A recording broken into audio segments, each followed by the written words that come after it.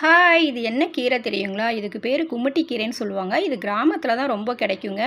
இது வந்து ஒரு கொடி வகைய சேர்ந்தது. இத பார்க்கறதுக்கு கொடி மாதிரி இருக்கும். இதில இருக்க சின்ன சின்ன பூவெல்லாம் எடுத்துட்டு, இத பறிச்சுட்டு வந்து 2, 3 டைம் நல்லா கழுவி எடுத்துக்கலாம். மண்ணு கொஞ்சம் இருக்கும். அதனால தான்.